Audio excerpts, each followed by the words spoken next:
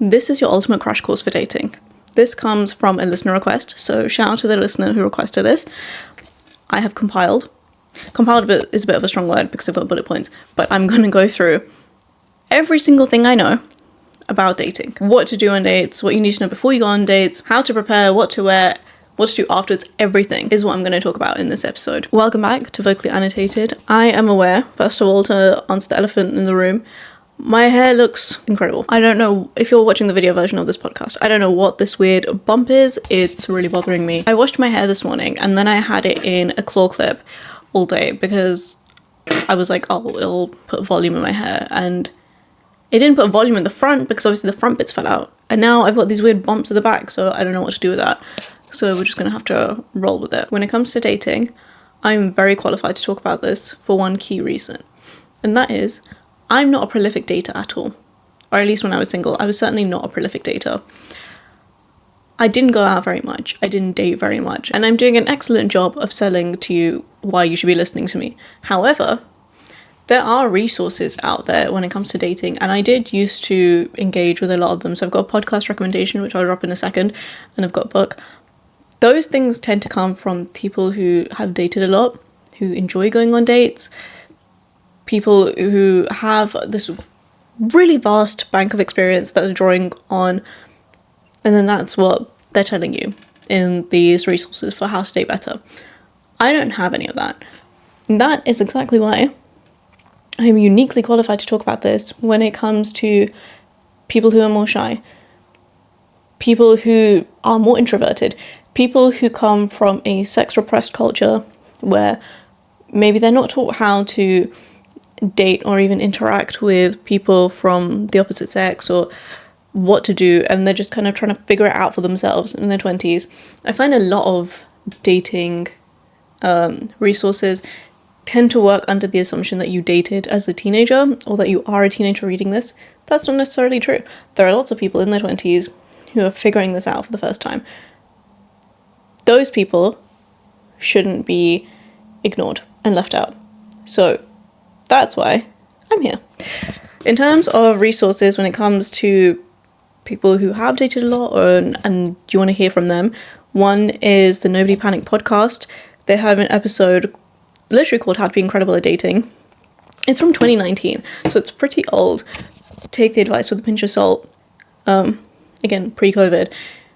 But it's something I listened to at the time, like when I was single, and I found it helpful. Another thing is this book, The Game of Desire by Shan Boodram. Shan is a sex educator on YouTube, and she basically did this experiment with 5 women in LA, going through how to make them better at dating, basically, from start to finish. So this is like the full picture. I was actually going to read this for the podcast and go through it, and because I read this in 2021 when I was single, so I was going to reread it to go through it on the podcast, and I realised that, like, I just can't read it. Not that I can't, my heart's not in it. This, I found this very useful when I was single, but now it just doesn't hit the same, and I was honestly struggling to read some parts of it just because it's not applicable to me anymore. Absolutely not to say it's not a great resource. It is, and I think especially if you are someone who is more shy and you feel like pushing yourself out of your comfort zone and you feel like you need to shake things up and do things a bit differently, then this book is a great book to read. Again, I think take with a pinch of salt. And a lot of the other books I have about dating tend to be more about the mindset behind it. Like, what are you looking for? How do you identify what you want in a partner? All those kinds of things, and not as much like pure dating tips and strategy. So if that's what you're looking for, I highly recommend that podcast episode and then this book. But for now, let's get into it. I've got my phone. I'm just going to go through my notes. Okay, starting with before the date, your mindset. There's a couple of things regarding the mindset. Well, the first thing is managing your expectations. First of all, you're just going on a date. You're not going for a job interview. It's not make or break. It's not life or death. I think it's, again, if you're not used to dating, and if you come from a sex-repressed culture on top of that, it's very easy for dating to feel like, because you're not used to doing it, because you don't really do it, it's like this big thing in your head, and you really build it up. The closest comparison I have is to filming these podcast episodes. I was just thinking about this yesterday, when I first started recording podcasts, I was doing audio only, and the very first interview I did, I was so tense throughout the whole thing, and I went from that to being able to actually converse in an audio podcast recording with someone else to being able to do it on camera. Can you shut up? Apologies. To being able to do it on camera, and also I can see the difference.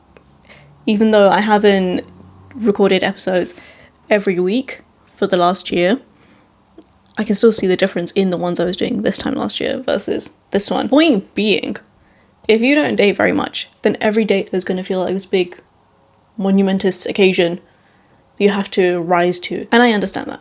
I completely understand. The best advice I can give on that front, I think, relates to the anxiety you're probably feeling, and that's why it feels like this big monumentous task. And hopefully, as I continue breaking down the steps, it'll feel more manageable, and the more you do it, the easier it gets. It might also help to think of it like meeting someone new that you want to be friends with. Like, if you're in uni and you're joining a club and you're talking to a new person for the first time, or if you're not in uni and you've met, I met someone at a party recently and she was super lovely.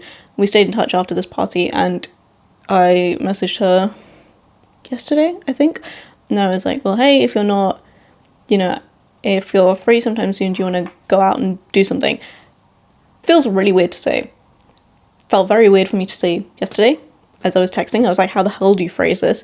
Feels very weird to hear me say it out loud, because I still feel like, well, what the hell is the phrasing? My point is to just think about it like that. Like, you want to meet this person who sounds interesting. Reframing your anxiety as excitement becomes a lot easier if you actually are excited about the person you're potentially going on a date with. I think there's different kinds of dates you can go on. I think there's dates you go on to get some experience, to get out of your rut, to kind of kick yourself out of the rut, however you want to put it. Like I was saying, the more you do it, the easier it gets. And then there's some dates you go on where it's like you're actually interested in the person. Those dates are definitely, it's easier to not feel anxious, I think, because you're so excited, because it holds so much promise. But hopefully, even the other ones, the ones where the dates where you're putting your reps in, the rep dates, are going to feel less stressful as we go through this checklist. Because ultimately, what does it mean to have had a successful date? It means you had fun. It doesn't mean you walked out of it with a partner. It doesn't mean you walked out of it with your future spouse. It just means you had fun, you were safe, things were consensual. Like, that's all that matters, really. And if you make that your metric, then it's a lot easier to not be in your head about it and dial back the anxiety, because the stakes are really not that high. You just need to be able to have had fun with your few hours. It was worth your time and energy. Okay, next, safety. When it comes to safety, again, this depends on, I guess it doesn't really depend on actually how you met the person, because even if you already know them and they're a friend, doesn't mean anything. So I would say make sure you tell someone where you're going. I don't know if I would tell a parent that I was going to meet someone on a date. I would tell a sibling. I think a friend is the best person, a trusted friend, because they have no skin in the game. I feel like parents, you run the risk. You run the risk of a parent getting too attached and getting too involved. And I know there's going to be people out there who are like, oh my god, but I love my parents are the best. Okay, good for you. I still think you run risks there, because you going on a date means something to your parents, right? It doesn't mean anything to a friend of yours. It doesn't mean as much to a sibling. So when I went on dates, I would tell my brother, just like, hey, I'm going out. I'm going to this place to meet a person. That's it. I wouldn't tell, and I'm going at this time. I wouldn't tell him any more information than that, because, like, it's not the point. But just someone needs to know where you are, is my point. Okay? I would also say, arrive late. I know it's seen as a faux pas, because you're supposed to arrive on time or early and respect the other person's time. I think when it comes to dating, arrive a little bit late, especially if you don't already know the person. In just a couple of minutes, like 5 minutes even. But arrive a little bit late. to make sure that you're not the one who's scanning, looking for the person. And you can also, because I think it makes you look vulnerable in a public place, like say if you're in a crowded bar in the evening, basically, and you're scanning, looking for this person, it makes you look vulnerable to other people, and also to this person, potentially. Not good. So I would say arrive a bit late, and you can check them.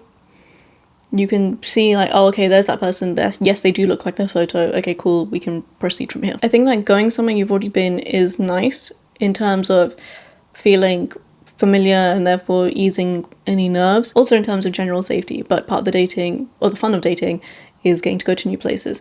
So I guess balance it out. Maybe you know the area, but you haven't been to this particular restaurant. Try that. So in terms of prep, I always check the weather before I go anywhere. So dress according to the weather. Like, it's, in my opinion, I am not someone who will suffer for vanity in the same way. I know people who will walk around like central London in heels all day, even though their feet hurt or whatever, although they say their feet don't hurt that much. That person is not me. I'm sorry, if I'm walking around that much, I need to be in comfy shoes. So in that kind of respect, I will not sacrifice vanity for comfort. I will always make sure I'm comfortable. And I think by making sure you're comfortable, it also just like, it's one less thing to worry about. The whole point is to be comfortable, right? And do what you can to make yourself comfortable. I'm not saying don't be a little vain. We are on a date after all, but not at the expense of your well-being. And now, speaking of vanity, when it comes to outfits, I would say, okay, so my favorite outfit was this dress.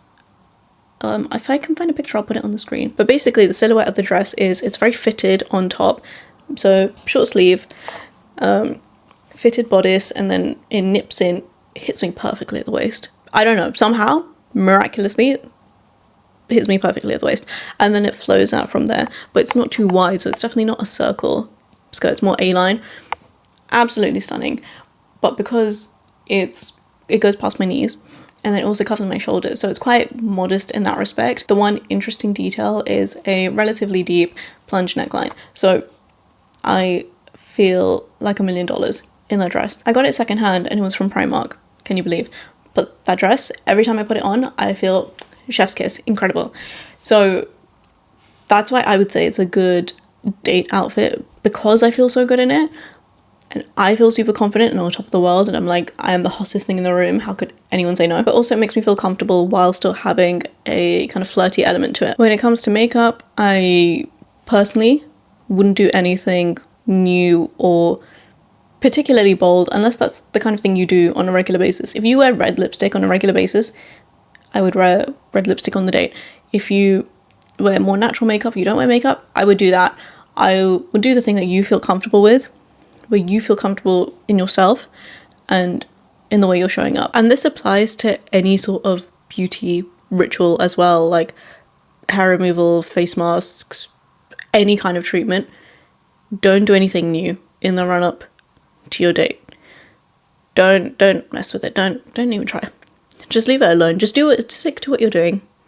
Even if you feel like things could be better, don't do it. Especially because getting ready, like, even though I said at the beginning that not to think of it as having really high stakes, you still, at least for me, I still kind of felt on some level like, oh, the stakes are high, like new person, whatever. So mitigating that by doing a makeup look that I'm like, I feel very comfortable in it, I know I look good in it, I don't need to think about it, I don't need to worry about it. I don't want any part of my mind and my attention to be on my appearance and feeling self-conscious or anything, because I want to be able to focus directly on the other person, and optimizing for that, whatever that means for you, will never do you wrong. Now, when it comes to perfume, I would probably, first of all, adjust my perfume according to the setting, which I will expand on restaurants and stuff in a minute. But if I'd gone to an Indian restaurant, for example, Indian food tends to be very aromatic, there's a lot of spices in it, cool. I wouldn't want my perfume clashing with that. Whereas if I was going to, for example, a Japanese restaurant, Japanese food it doesn't smell as strongly, so I think you can get away with a bit more perfume. If you're eating food, I would put on less perfume, maybe just behind your ears, because you don't want it to interfere with the other person's experience of the food, because smell is so connected to taste and how you experience a meal. But if you're doing something that's more activity based, or you're not eating and you're going for cocktails or something, for example, then I think you can get away with a bit more. On this one, you really have to judge depending on the perfume. Like, I like to wear Middle Eastern perfumes. Middle Eastern perfumes are hella strong. My sister is very sensitive to perfumes and stuff, even though she loves strong perfumes and herself and has Middle Eastern perfumes. But somehow, my Middle Eastern perfumes always make her complain. And even when I only spritz once, she's like, you've put on too much, you've given me a headache. So me saying one spritz of that is not the equivalent of one spritz of, I don't know, CK1 or David of Cool Water. Do you know what I mean? Like, those are much lighter scents. The payoff is completely different, so you have to adjust it according to your perfume. If in doubt, I would do one spritz behind each ear, or if your hair's up, just one on the nape of your neck, leave it at that. I wouldn't overdo it. Again, I wouldn't experiment with a new perfume though, because perfume is so personal and you really need to see how it interacts with your particular body chemistry. A date is not the time and place to be seeing how it interacts with your particular body chemistry. So I would go with something I already know, and because you've already used it and you know it, then you also know how much you can get away with applying, or not, how sparing you have to be. When it comes to what you do on the date, you often hear the advice of doing an activity with a person. You don't want to go to the cinema or to the theatre or to a show of any sort, because you're not actually going to be speaking to the person, you're not going to interact. The whole dinner and a movie thing, not great. And so you're supposed to do activities instead, right? However, I think that there is a limit to this, and you need to be aware of who you are. Have the self-knowledge to know whether this is going to work for you or not. Because one thing that people often say is a good activity date is going pottery painting. So there are places you can go to where they'll have, you know, mugs and plates and all kinds of pottery items that you just pick one off the shelf and you sit there and you paint it. They'll fire it for you in the kiln and you come and pick it up a couple of days later. As an activity, it's really fun. But for me, that would be a terrible date. And an even worse first date.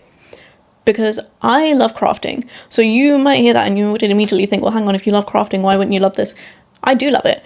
And that's exactly why it'd be a bad date. Because I get so absorbed in it that I don't want to talk. Because I'm so focused on my painting and what I'm painting. I'm not... If I were to do that with someone where I had to make conversation with them and I didn't really know them, I would get so irritated at that person. A couple of years ago, I said to my husband and sister, hey, we should go pottery painting to, like, do an activity, hang out, bond, all the rest of it. And we went, and I was very not chatty with either of them because I was so absorbed in my own painting and what I was doing. I really just get into the zone when I do stuff like this. So I'd suggested it to hang out with them. And then I did a terrible job of actually hanging out with them beyond, like, being in their presence and stuff, which in this case was great, perfectly fine. For someone you've just met and you're going on a first date with, terrible, terrible, terrible idea. I once went on a date with this guy who was a total keyboard warrior. Like, leading up to the date, he was texting me so much and he seemed so interesting and chatty and, you know, all that jazz. We get on the first date. He barely says a word. I was like, what are you doing? Why are you behaving so differently from how you were behaving over text? And he was like, oh, you know, I'm just, like, really comfortable in silence. I'm really comfortable sitting in silence. My brother in Christ, be so for real right now. Be so serious. You don't know me. Why would you feel comfortable sitting in silence with me? What's the point? How will you get to know me? And then that's not the only part that goes into it. The other part is that you're then the one who has to carry the conversation. So I was doing all the work trying to keep up conversation and, like, actually get to know him and stuff. This guy was giving me minimal answers. And I was like, this is so difficult. I went on a second date with him in the end because I was like, okay, let me give him another chance, you know, first date nerves and all that. Again, something I'm going to come back to later on. But same deal. And at that point I was like, okay, I can't do this anymore. So while I don't think that doing an activity is bad advice, I do think you have to pick and choose very carefully based on your personality. Like, I think going to an arcade might be fun, and I think going to an arcade would be a good litmus test. Okay, going to an arcade might be fun, but it wouldn't be fun if you know you're the kind of person who gets really competitive and you get really into it and you're a bit of a sore loser. Then that's not fun, especially with someone you don't know, because If you're being like that with someone who you've just met or you don't really know that well, like, why do they have to deal with you in that state, you know? And like, you're not putting your best foot forward. The reason why I would say it would be a good litmus test is if conversely you're with someone, like if you're a woman and you're with a guy at an arcade and then he's the one who's the sore loser and he gets grumpy and blah blah blah blah. I think especially if you're a woman dating a guy and the guy's the one getting grumpy, good litmus test, maybe don't go on the second date with him. Honestly, I'm kind of struggling to think of any particular activities that I think would be good. I thought maybe a cooking class, but then also heard the advice that you don't want to do a class with someone because A, you're not really interacting with each other, you're focused on the teacher, and B, you're locked in. If that cooking class is like an hour and a half and you wanted to leave after half an hour, you're stuck. You're kind of locked in there. To be honest, I've mostly gone for drinks or meals with people when I've gone on first dates with them. It just seems simpler, to be honest, and really gives you an environment to talk and get to know each other. I think depending on the first date you're going on, you might want something more to like bounce off of and not just go to a meal. I've also heard people suggest museums for dates because you obviously have something already to look at. I feel like you can make museums fun if you make some sort of challenge out of it and turn it into a game. Then that really works. And I think like when I've tried to go to museums before with friends or whatever, it doesn't work because we end up talking about the things that we're seeing, not actually like catching up like we're supposed to, or that's all we're there for. But if it's someone you don't know very well, you're going on a first date with them, then actually that does work. You can focus on the stuff in front of you, especially if you have shared interests. And I mean, somewhere like London, there's a museum for everything, so you're covered. So yeah, I like meals and drinks. I think I just, off the top of my head, that seems to be a general pattern. However, that only works if you already have an idea that you like talking to this person and you can maintain a conversation with them. Otherwise, if you have less of an idea, I think that having something else to focus on is better. Although you could always do drinks and keep it open and vague about dinner, and then if you actually like the person, you can go have dinner with them and extend the date basically. I don't know how much I advocate extending dates in general, at least not too much, because I feel like every time I've extended the date because I was enjoying myself, it never worked out with the person.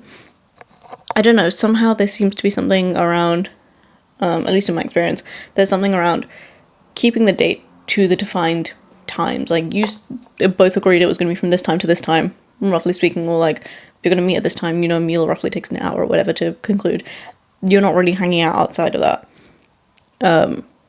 But whenever it's like, oh no, I'm enjoying it, and then you prolong it. I think going from drinks to dinner is fine. Dinner to drinks is a bit more risky because I think that can extend a lot more. Or has a potential to extend a lot more. But extending it by multiple hours seems to be an issue. I don't know, again, my experience, take it with a pinch of salt. Couldn't tell you why that is. Maybe it's something to do with the boundary setting of it all? Question mark. Also, I feel like a lot of my advice typically it doesn't only apply, but I've mostly been saying it in the context of first dates. I think it still applies, obviously, if you are going on dates with someone you already know, but then something's going to be mitigated. Like, you don't really need to worry about, like, conversation, perfume, and all that kind of stuff. Perfume, yes, okay.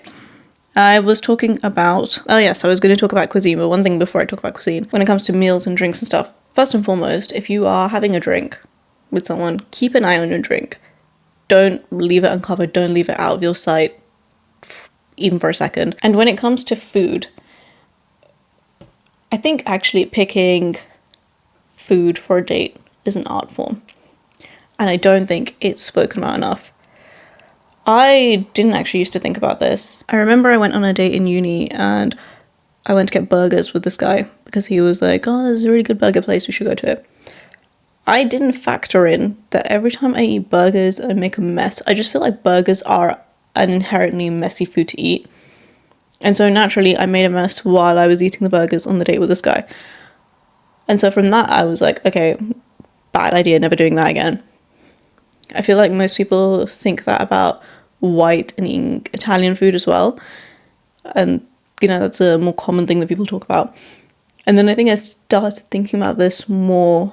I saw someone say that in their opinion, the best food to have on a date if you were planning to have, or not even on a date, but just like the best food to eat if you're planning to have sex, was Japanese food. And if you eat Indian food, it's game over. And this guy was Indian. And he was like, Indian food because it's spicy and it tends to be heavy. You might feel like bloated or gassy after it. Like, it's just not a good combination if your intention is to have sex or if you want to like feel human afterwards. Whereas he was saying in his opinion Japanese food was really good because I don't know if he ever clarified why Japanese food is really good. I personally do like Japanese food. I like it because it's small. Like if you go and get sushi, you're getting the small rolls, right? So you can take small bites. Small bites are really important. So that's something I would say about picking a cuisine is pick something you know you can eat in small bites, because like when you eat sushi, you're not really eating more than one roll. I think there is some truth in some of the old etiquette things. Like one of the things is take small bites when you eat, don't take big bites. And, you know, you can see it as elitist or whatever, but the place it comes from is that if you take big bites, then you're chewing for longer and you can't maintain a conversation with someone. And I really do feel that I found that in social situations. And so I would suggest a food that you can eat in small bites. I think sushi lends itself very well to that because you know you're going to pick up one roll and like that's it. I've never seen anyone pick up like 2-3 rolls in their mouth at a time. And those rolls tend to be like small enough that they can be a bite.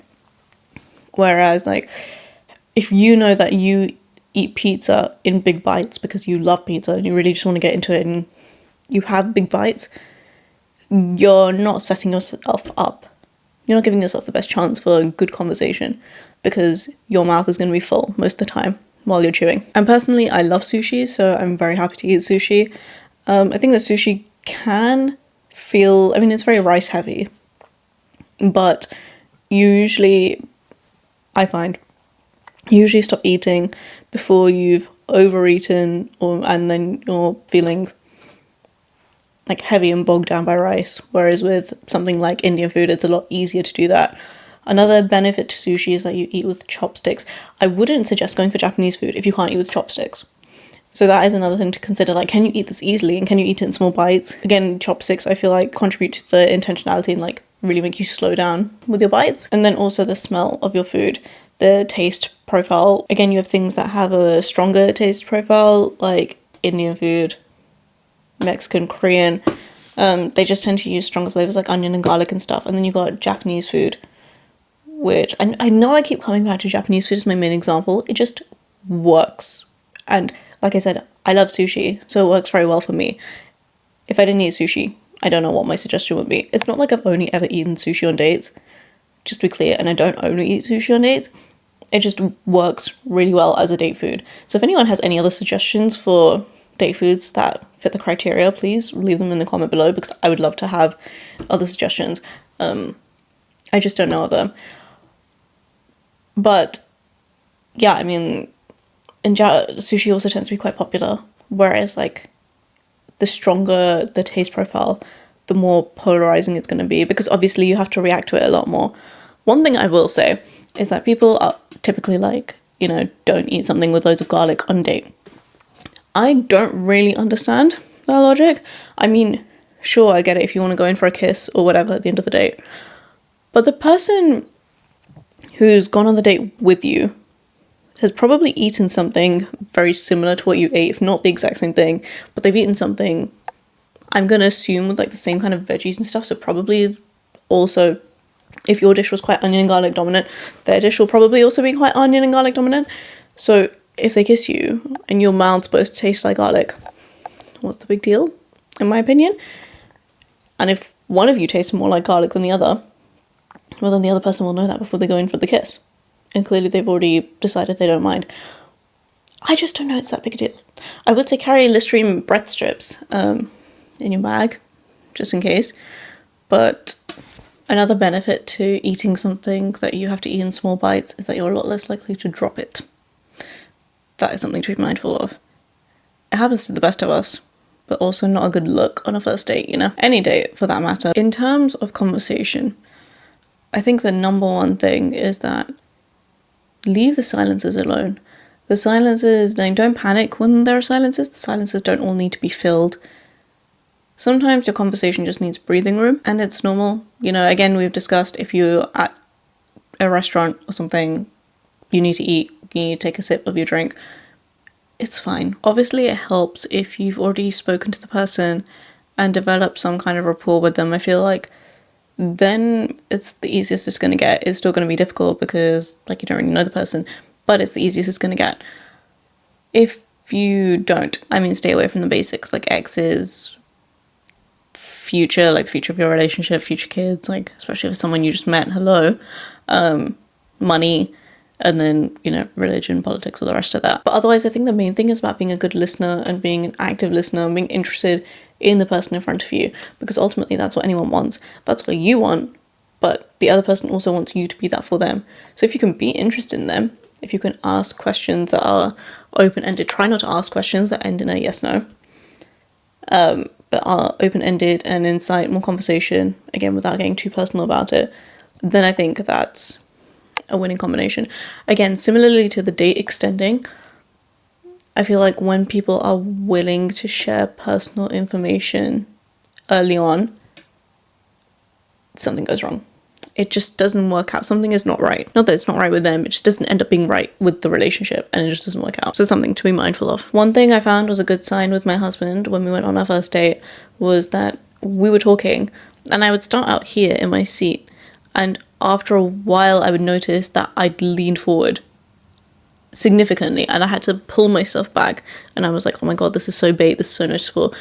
He had no idea, but I was very aware that I just kept leaning forward, and I think this happened multiple times. I don't remember exactly how many times it happened over the course of that date, but I kept leaning forward to talk to him. That was a good sign, and we did have good conversations and chemistry like that off the bat. Another reason why I think it's better to end the date on time is because it also keeps you safer, because you're, like, if you've told someone, hey, I'm going for a meal, and someone knows it's going to take you like roughly 2 hours, but then you don't come home for another 6 hours, then they don't need to worry about you, right? And it means you leave them wanting more. The number one thing I would say is to trust your gut.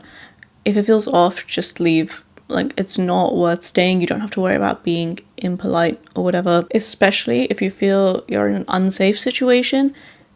Get up from your seat, take your bag and stuff with you, say you're going to the bathroom, whatever it is, go find a member of staff, especially behind the counter or behind the bar, and ask for Angela, and they'll get you out of there safely. Now, when it comes to money, everyone has their own subjective views about money on dates, who should pay for what, how they should pay. I don't honestly have any fixed ideas of what it means to pay on a date. I will say, again, based on my experience, that my more successful first dates were when the guy paid. Again, I don't know why, it's just a correlation I've noticed.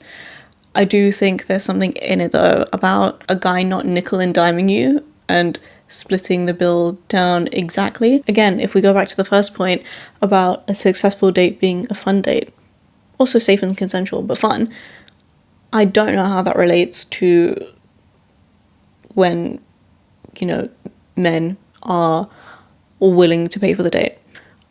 I honestly couldn't tell you. Maybe at some point I'll figure it out and then I'll make an updated episode about it. But for now, it is just a thing I've noticed. It's not that I'm not willing to pay. I offer to pay, and in these successful ones, they usually tell me no, it's fine. Put your purse away. I don't think there's anything wrong with paying for a date as a woman, but that first impression of a man who's willing to pay for a date, and for a first date, that is a positive one. And we're talking about if you were getting good vibes from the person. If I was getting bad vibes from the person, then I would absolutely be like, no, it's fine, I will just pay for myself.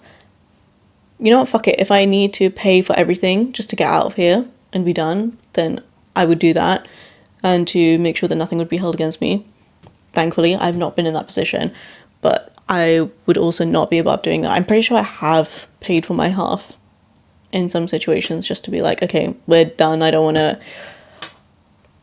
anything more out of this. Which is why, if we're going back to discussing venue activity and all that, I would also pick something that I know I can cover and is in my budget and my price point. I personally don't believe in like the super fancy wine and dine dates for someone you don't even know. That's just not me personally. I don't have that expectation that anyone will do that. And again, my criteria for a successful date is that I had fun. So if I have fun, and the other person didn't spend very much money on it, I don't care, because in order to get away with not spending money, you also need to put a lot of thought and intention and stuff into it. So assuming all that goes well, it's not about the money you spent, it's about the fun you had. So that's how I would look at it. But money when it comes to dates, dating, relationship dynamics, and especially once you bring gender into it, depending on the configuration of people who are dating, it's a whole minefield. I was never going to be able to address it easily in this episode, but I think this is like the bare minimum, I would say, for someone who is dating to be aware of, and so they're equipped. When it comes to getting home post-date, safety basics, make sure you know how you're getting home. Don't rely on the other person for that.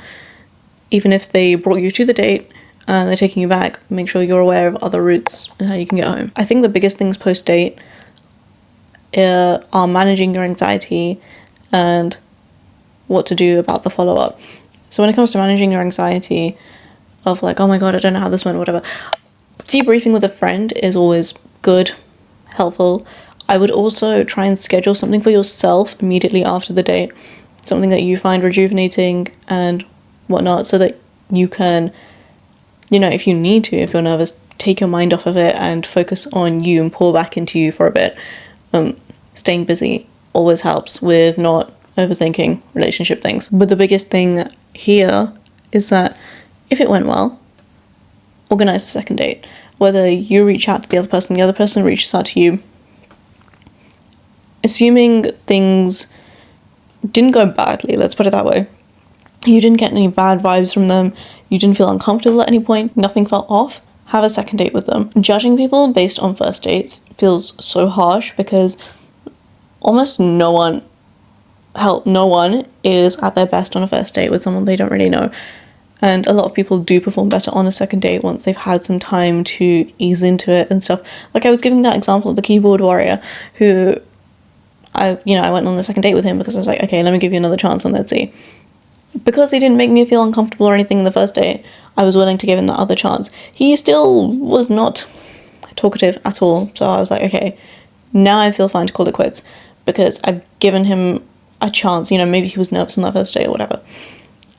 Same sort of deal. Second dates are definitely more relaxed. You're more familiar with the person. You can actually begin to not only get to know them, but get to know how you are around them, like experience being around them. And it's a different vibe. So barring anything going wrong or feeling off or bad in some way, go on the second date. Even better if they reach out to you to lock it down, especially as a guy. In my experience, as a woman, I am quite forthcoming and I'm just quite straightforward, because I think honestly it's a coping mechanism from like doing things that make me nervous, but I just get to the point where I'm like, I don't want to beat around the bush. I just want to be clear, so that, because I don't want to play games, I just can't be asked with the back and forth. So I tend to be like that with partners or people I'm seeing, whatever. And I used to be like that, especially when I was younger, and I was like, well, this is me being me. But it got to a point where the guys I was seeing were just taking advantage of it completely, and they were just expecting that I would always take the initiative and things would get done because I did them.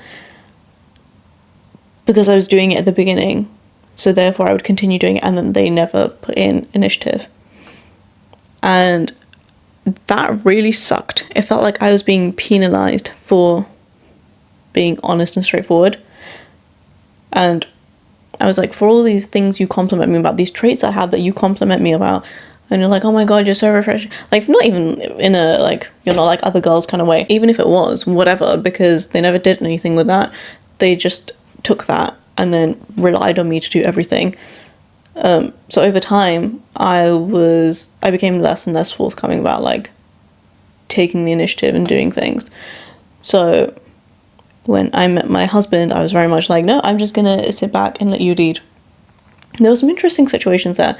So by that point, when I was like, I'm gonna sit back and let you lead, I was like, I'm not gonna say anything, and I'm not going to appreciate it if I see you not making a decision. That was kind of like my rule, except he broke that rule, or rather I broke that rule when it came to him, because there were decisions he didn't make and I ended up making, and I asked him about it, and later on I asked him, and I was like, why didn't you do that? And he was like, because I didn't want to risk imposing anything on you.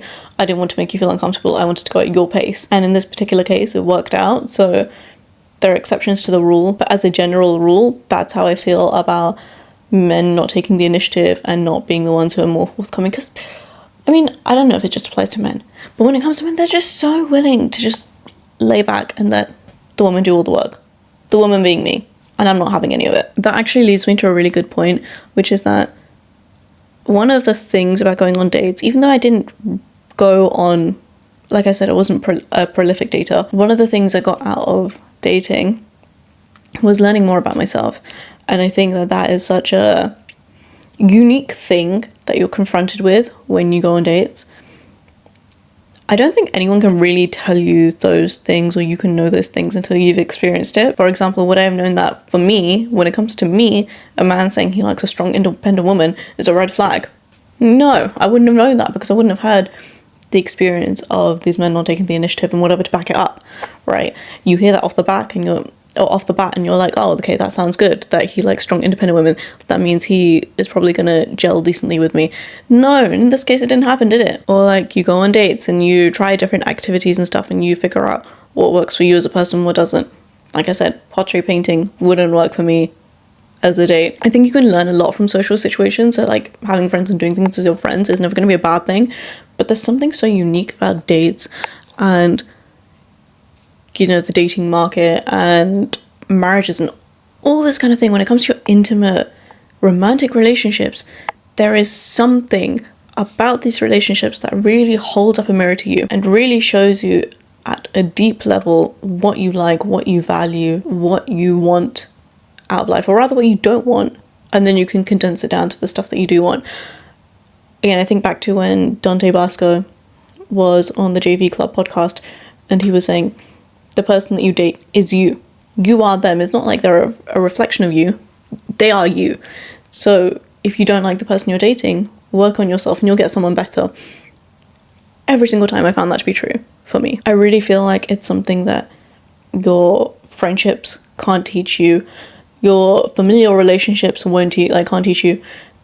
Something about romantic relationships just really forces you to confront your shadow self, your triggers, like your bad habits, like all these sides of you, and the potential for unprecedented growth is so real. So I really liked to take every date, every person, every opportunity to reflect afterwards and be like, okay, how does this bring me closer to knowing myself better? What do I understand more about what it is that I want and what I'm looking for? I was talking about this in a previous episode where I was talking about Bridgerton and how Benedict is this free spirit, but he then applies the more conservative views that he grew up with in the Ton when it actually comes to him and Sophie, and how, like I said, dating and marriage and whatever just seems to really hold that mirror up and expose those parts of you, right? And in his case, it exposed that more conservative side of him. I feel like same sort of thing tends to happen in real life. And that's also why I think that if you're going to date, and I mean date, just be dating, as a thing, it's good to date different kinds of people and be open to that, because you learn something from every person. The people who date more definitely have a more developed idea of the actual person that they're looking for to spend their life with, because they've done their homework. And that segues on nicely into our last point, which is that if you're tired of dating, take a break. Just because you're single doesn't mean you have to constantly be dating. I just want to remind you that it is okay. It is good to take some time and recharge. Like I said at the beginning, finding someone to date and then going on the dates are two separate skill sets. They're two separate beasts. Finding someone to date is its own palaver. And then you have to go through that and actually date the people. And then if you have less than enjoyable experiences there, then it's just like, why? And take the break before you get burnt out, is all I'm going to say. I'm going to wrap up here because I'm very tired. I hope this episode was useful. I hope the anonymous listener who requested this episode finds it useful. I'm very open to doing more listener requests, so please leave your requests in the Google form in the description box below. It's always there and it's open. Would love to take more feedback on episode suggestions. Thank you very much for listening and happy dating.